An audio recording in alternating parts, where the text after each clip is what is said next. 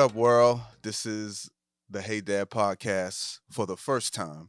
This is episode one, but it's not really our first episode. I'll get into that Right. later. My name is Jean Pierre Zafir. I am a dad, a stepdad, a grandfather, husband, videographer, editor, producer. All things creative is who I am, and just proud to be part of this podcast, which I'll tell you how came to pass in a few. But I got my brother here, Derek Davis. Man, appreciate you, brother. Appreciate and thank you, man, for just opening up, and creating this ambiance, creating this set for us to be able to record. Location matters, energy matters, and appreciate this, man. So yeah, my name is Derek Davis, creatively photographer, aspiring videographer, aspiring podcaster, all that stuff. So really excited to be working on this project Hmm. with you, man. Really excited. So Yeah, I mean, I definitely look forward to it. So, like I said, this is our first episode, but it's not really our first episode. right. We actually recorded many months ago. Yeah, back in 2025, I don't even remember the first time Yeah, we attempted at it virtually. virtually. Yeah. And I think it kind of went well. We spoke for like 30 minutes, Yeah, but we realized that to make a bigger impact with us, yeah, that we had to get in the same room. So absolutely. this is our official first episode of the Hey Dad podcast, Yeah, and we're gonna be talking about things surrounding fatherhood and manhood and husbandhood and all those yeah, things surrounding all of family that. creatively. I was a little reluctant starting this podcast because I didn't start it. It was his baby first, and he pulled me in. Yeah, yeah. But I mean, it's definitely. I feel like it's a subject that should not be just from one person. You Right. know what I'm saying? Just from my perspective, because there's so many definitions of fatherhood. So many of us have different ways of approaching it, how we're experiencing it. And so, I was like, yeah, I don't want to go into this by myself, but I also didn't want to just do something like this with just any old dude. You know what I'm saying? Right. Right. Right. So we've grown over the years from shooting your wedding to shooting other people's weddings together. You come into my wedding, so Yeah, we've grown to a real friendship and not just a working relationship. Like, absolutely. a lot of my friends, my great friends, I've known since college, Right. talking 30-year Right. relationship. Right. You're one of the few guys that I've met after that I Yeah. consider a good friend now. Yeah. Yeah. So I definitely appreciate that and Yeah. appreciate you twisting my arm to do this because yeah. You man, I appreciate it, man, because sometimes we it's easy to say yes to too much, Yeah. and then we find ourselves involved in a yes that we really meant to say no. Yeah. And so I appreciate the fact that that you're taking time away from even your family, things you do as a father to be able to do this as well. Hmm. So, really, I watch. I'm the kind of guy, Hmm. or kind of like a lot of us. I love YouTube, right? Like I find myself on YouTube often Yeah, me watching too. things and Me too. learning and growing. Obviously, creative stuff, photography, videography, and all that, Yes, sir. but also just learning about how to be a better dude, Mm. and specifically if I narrow that in, how to be a better father. And so I watch and listen to different stuff on YouTube. But the one thing I think that hit me was last summer, I think, was when that Netflix show came out, Forever, Forever. with Oh, yes. Wood Would Harris played the father? Wood Harris Yes, played the yes, yes, father, yes. right? And I Hmm. think it showed us a different view of the importance of black fathers in the household. Yeah, I remember us talking about it some time ago about Right. that show and how the father that he played kind of represented fathers in our Yes. generation. Yes, Like, sir. you Yes, know, sir. we Yeah. we still cool. Right, You right, know right, what I'm right. saying? Like, Like to I think mean, so, at least. yeah, I Yeah, mean, yeah, our yeah. some, our kids may think we're cool, may not, Right, depending on who you ask on what day or whatever. right. But from our perspective, seeing Wood Harris in that role Yes, kind of reminded me of me or a lot of my friends as right. fathers. Like, we're cool, but I mean, we're still disciplined. We'll drop them Absolutely. gems. We got that je ne sais quoi, you know what I'm Right, right. saying? Like that, but we're still parents and Right. we still want the best for our kids. We still Absolutely. want going to be in their corner no matter what, that type of thing. Right, But right. I feel like he was very relatable, You know what I'm saying? I Absolutely. think Yeah. in today's day and age, being being a cool father, I mean that could be defined by different people of what a cool Right. father is. Right. But Right. for him, he seemed very relatable and very Yeah. somebody that you can approach with something as Absolutely. far as being scared to come to your dad to talk about something. I mean, you're going to be Right. scared naturally. Right. Anybody has a healthy fear of their father or whatever, going to be scared to talk about certain things. But his character seemed way more approachable. Like, if it seems like his son could come to him Right. with more things than the mother in that Absolutely. show.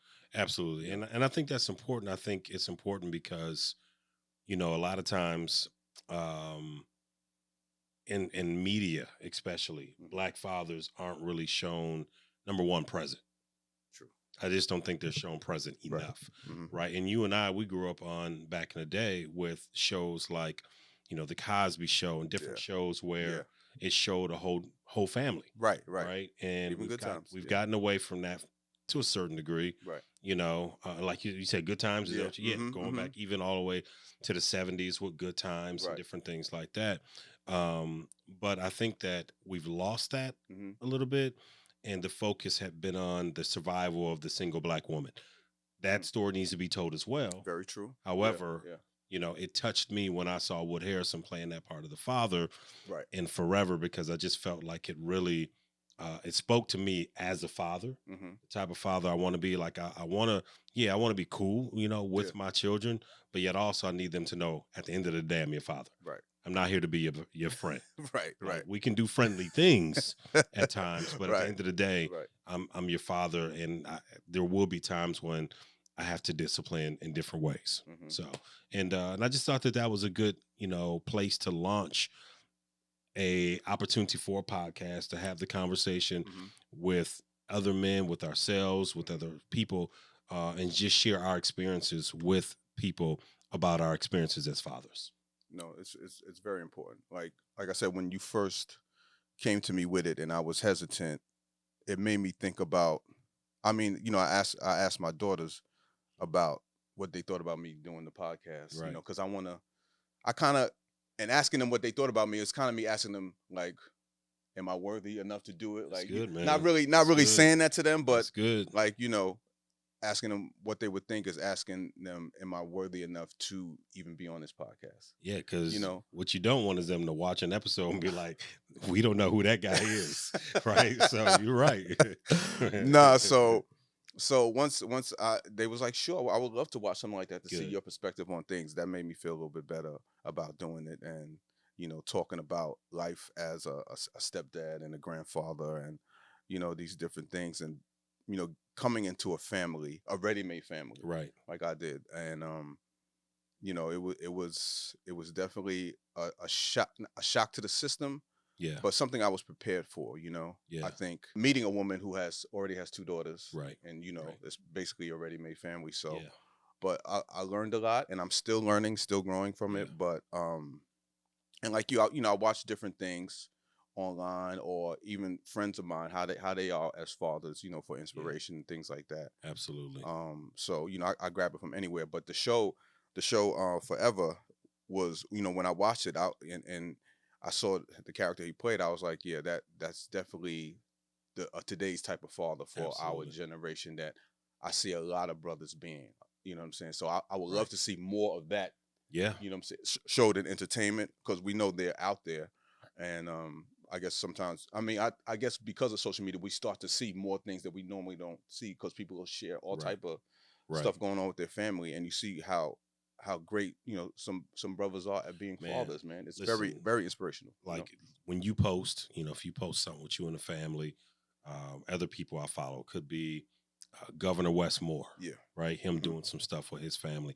Could be a celebrity doing some things. Could just be an average guy Right. who's just, taking his daughter out on daddy daughter day, whatever the case may be. Right. Right. And honestly, for me, I think the more not celebrity, the more I can relate.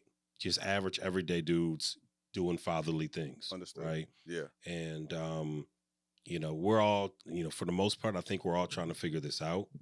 Right. Even if your father was present, maybe there's some things you want to do differently, Right. some things that you're learning. I know for me, My father wasn't present, so I Hmm. had to learn from either men in my family, men at the church at the time, a mentor, something to that effect. Yeah. My mother was always trying to get me in the presence of other good men, Hmm. right?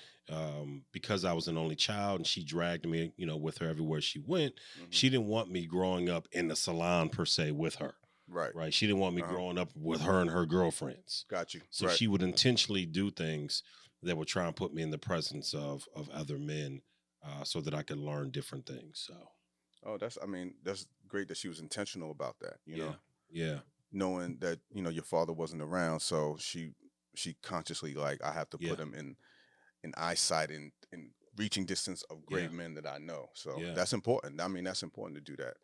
Um, my father was there for me, um, growing up, and my parents were married, and That's my awesome. pops was great, but I had a healthy fear of him. Yeah, you said a y- healthy fear. yeah. I mean, it's always important to Yeah, instill some type of healthy fear I agree. in your children, and I so agree. and my father, he did not play games. He was he was strict. He was no joke, but he was still cool. Yeah, Somebody I yeah. still admired. Still, he was always out working, supporting the family, doing what he needed to Right, do and all right, that. right, So, right. I mean, he was a very, very good role model. I mean, one of the best things that I probably learned from him was just cooking, like, because my father cooked, Yeah, you yeah, know, yeah, yeah, and so, and I mean, my mother cooked too, but having a father that cooked constantly kind of, influenced me cooking. So yeah, me cooking for the family yeah. is no big deal. My wife Right, don't always gotta cook. It's just something I was just used to because I saw my father do it. right, And right, right, right. cooking was, whether I was single or married or Absolutely. whatever, I can cook. I don't need nobody to, like, Yeah. like, how they say, you know, uh, what's the saying? The way through a man's heart is through his stomach. Right, Like, right, they right, say right, that to right, right, women, if you want to right, get, you got to right. know how to cook. Like, that wasn't a requirement for me. It wasn't a deal. If my Understand. wife did not know how to cook, she does know how to cook. Don't Right, get me right, wrong. right, She right, makes some great macaroni and cheese. She's, right. she's, she's nice with it. And but it wasn't a deal breaker, like, if you didn't know how to cook, because I know how to cook Right. and I'm good with that. You And know what you I'm know saying? what, man? Listen, that makes me realize how much more we have in common. Hmm. First of all, I didn't know that you cooked, right? Yeah. Never had any of your cooking before, Oh, but oh. I very gotta similar. get you some of my jalapeno grits. Okay, okay. Listen, I'll give it a try, brother. I'll give it a try. But very similar. I grew up like that, right? Right. My mother was the type who would say, "You need to learn how to cook because you don't want to be dependent upon a woman, Mhm. to cook for you. Because what if she don't know how to cook? Right. What if she don't like to cook? Right. Or even, even to bring it present day, Hmm. what if she's tired at the end of the day? Mm. Somebody got to cook, Right. right? So don't she didn't want me to grow up thinking to be, and if you were raised like this is not, a knock against you, but I was not raised to be the man sitting at the table waiting on a plate. Right. I was more so raised to be the man who shared the space in the kitchen that would say, "Hey, I know you're getting home after me. I'll start the cooking." Or, "What do you want me to take out in the morning so it's unthawed and I can start cooking and having it ready for when you do come in?" So, like you, I enjoy cooking. I Right. enjoy adding a little jazz music while I'm cooking. Sipping some Yeah. wine. Yeah. That sort of thing. Making So, an experience. right. Yeah. So, and that's non-traditional Right. compare, and what I think of a lot of the men I saw growing up, a lot of the men I saw grow up, the fathers, the husbands, they were the type that sat at the table. Hmm. They waited for the plate, or Yeah. the wife would say, "Hey, I'm going to bed. Your plate's in the microwave," type thing. Right. Right. And there's, I appreciate it. My wife can cook as well, and I appreciate when she does. But I find it a natural place, and I got that from my dad. Mm. Now, here's the thing: my father was not present in my life until probably, well, there were pockets of his presence. Let me Right. say that, right? He was a street dude, so he Hmm. was in and out of prison. That's no secret. I don't Right. mind talking about that. He was in and out of jail, in and out of prison. And I remember the last time he came out of prison, when I was maybe ending high school, going into college. He was living probably 2, 3 miles away. Okay. And I didn't want to tell my mother that I knew he was out of prison, and she told me, but I didn't act. I basically acted like I didn't know. Hmm. She didn't want me to see him. But I remember one time going by the apartment where he was at, he cooked this huge meal, man. It was steaks and corn on the cob and sweet potatoes. And that was when I realized this man knew how to throw down Right. in the kitchen. And from that moment, I think it gave me a glimpse into saying, like, wow, like I really want to know how to cook like that. Right. And even though I didn't stand next to my mother in the kitchen per se and watch her and all that, from that one experience of my father cooking that meal for me, Hmm. after that, I really embraced the idea of being in the kitchen as a man. Hmm. It's interesting that you said that your father wasn't around, but Yeah. he still influenced you in some sort of way. Yeah. When you said you remember pockets, it's like Yeah. even though little pockets was enough for you to be influenced to do something that still stands with you today. Yeah. So that's Yeah. that's very interesting. And and I think that's going to be a part of, hopefully it's a part of the people that listen, is that everybody who will listen into this will pick up a little bit of Yeah, your experience yeah, as a man who did have his father in his life hmm, regularly, right, to individuals who have experiences like mine, who remember pockets of their father in and out of hmm, their life. But here's my thing. I think that either way, whether or not your father was in your life or not in your life, that shaped you in some sort of way, right, right, good, bad, and different, whatever the case may be. I think it right. still shapes us, The relationship or lack thereof or still, even the lack thereof. yeah, influence you in some type of way. I definitely agree with that. Yeah, I think as we continue on with this podcast, I'm sure we'll invite guests. I'm sure we'll invite our wives at some point and yeah, other brothers yeah, that we know that are fathers, so they can talk their experience and we can share ideas and grow together because we never stop growing. You know what I'm saying? We Here yeah, we are in our 50s, yeah. thinking. I think when I was younger, looking at older people, older women, older men, fathers and mothers, thinking at that age they had everything figured out, But now and we're here. now we're You got it here. figured out. I'm messing with that I was don't even fig. There is a saying in our house and called "We'll figure it okay. out" We'll figure it out. because you're always trying to It's an figure action. something out. Yeah, Like I haven't got to the place where I figured it all out. yeah, That place. yeah. I mean, you're always striving to get there, but you'll never get there. That's right. But you got to Yeah, keep striving. yeah, yeah, So I think that sharing our experiences with the audience and with people that will have come on here, we can still learn, we can still grow, we can still implement things that we've never thought about into our relationships that we find are beneficial. yeah. Like I Absolutely. look at this podcast as an opportunity to grow as men, as fathers, and hopefully, grow an audience that comes along with us Yeah, and absolutely. could influence us with some words that they speak. You never know Yeah, who this podcast may touch, yeah. and as I'm interested to be on this journey with you, my brother, and see where it takes us and see what we can do it because I want to do good things. I mean, we've done good things in the past, working together creatively. Sir. And it's a new venture that we're about to get into, and although I'm nervous about it, I'm definitely excited and look forward to sharing our experiences Right. with the world as we do this. Let's do it, man. I think one episode at a time, Hmm. one conversation at a time, Yeah. one guest at a time. And Yes. sometimes, even when we don't have the guest, like you said, it's just I think that through this conversation, these conversations, we'll begin to just learn more about ourselves.